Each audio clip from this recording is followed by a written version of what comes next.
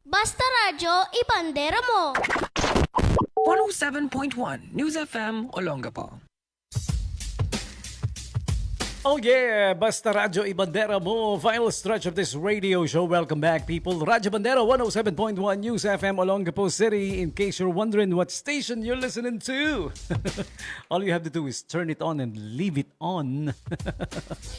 107.1 News FM. This is Bandera Night Jams. You're still with DJ Tommy J. Welcome back, welcome back. And here's a something like a panawagan. Panawagan for you guys to join the Ride Against Crime and Corruption. Okay, nananawagan sa inyo si Kagawad Milbert Adlawan of Barangay West Bahak-Bahak. Yan, ang kaibigan natin na Action Man. Meron siyang programa dito sa Radyo Bandera. It's called Action Bandera with Camilbert Teniente Adlawan. Yeah, that's how it goes. Yeah, ganun talaga. Ganon. Yeah.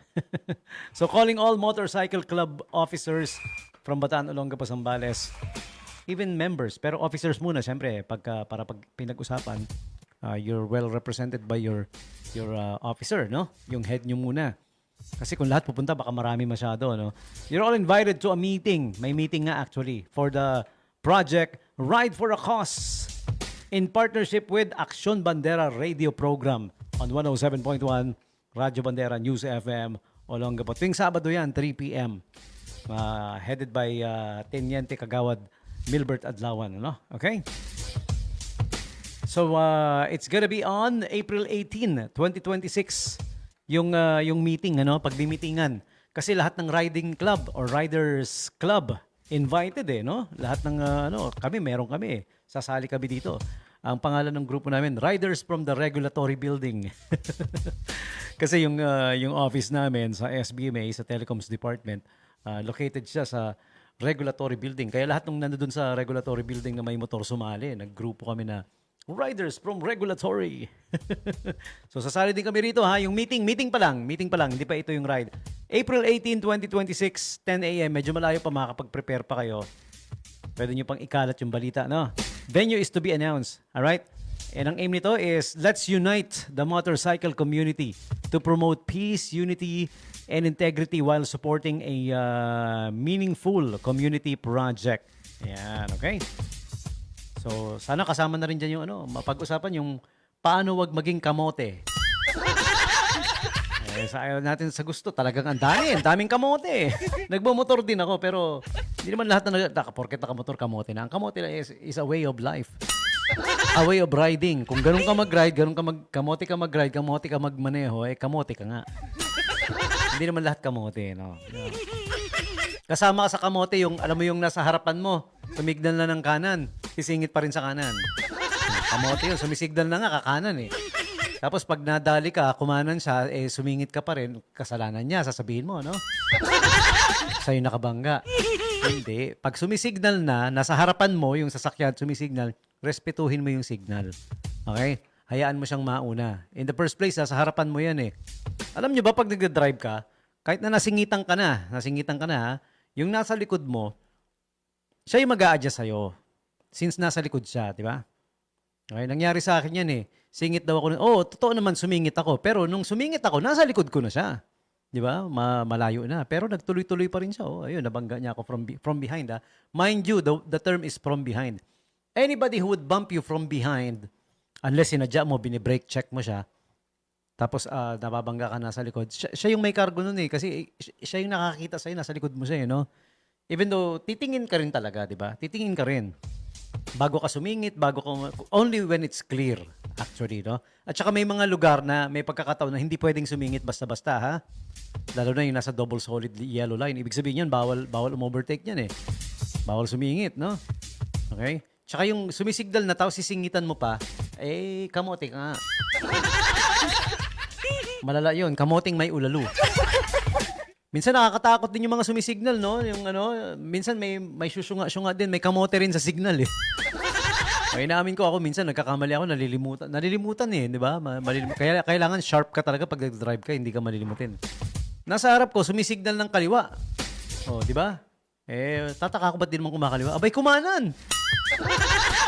Ay, yung pala, Nalimutan lang niya gamitin yun. Hindi naman talaga siya sumisignal. Nakalimutan niya, inon niya, tapos di niya na nai-off. Tapos yung sumunod na pag-turn niya, hindi na hindi na gumamit na signal. Yan, importante po yan ha, kasi communication natin yan habang nag-drive tayo, di man tayo makapag-usap. Siyempre, nagmamaneho, di ba? Vehicle to vehicle, yan yung way of communicating, no? Di ba? Meron pa, sumisignal, simula umalis ng bahay, sumisignal ng kaliwa, no? Hanggang makauwi, makabalik, nakasignal pa rin yung kaliwa. Tapos meron pa, nakaliko na, tsaka pa lang niya sasabihin na sumignal siya. Tsaka pa lang niya i-o yung signal niya. Parang his way of telling you na, galing ako dyan sa kaliwa. That's where I'm from, from the left. Kasi nakaliko na bago sumignal no? Yeah. Nakakatawa yung mga gano'n. Eto na, sali kayo ha. Yan, pag-usapan natin, paano hindi maging kamote dito sa Pero actually, it's a ride against crime and corruption to get the message across that we are fighting crime and corruption. Yeah, to be spearheaded by, well, nilalakad to ng grupo ni Camille Bert Adlawan. Pero it's being sponsored by Aksyon Bandera radio program ni Camille Bert Adlawan. Tiniente Adlawan. Alright. I-bandera mo. I-aksyon bandera mo, actually. Okay? And check out the Subic Bay bridal events that will be an expo happening on June 6 to 7. A wedding and events fair. June 6 to 7 at the Activity Center of Ayala Mall Harbor Point. Brought to you by Elite Concepts and the Ayala Mall's Harbor Point as well. Okay? Once again, the Subic Bay Bridal and Events Expo 2026. Tama-tama yung mga magpapakasal, lalo na sa June. June is like the official month ng ng kasalan Marami nagpapakasal pag Hunyo, ewan ko kung bakit. Alam mo meron sa Hunyo, but kaya nga ang term nila is pag yung babae kinasal June bride. Kinasal ng June, di yung lalaki rin, June groom.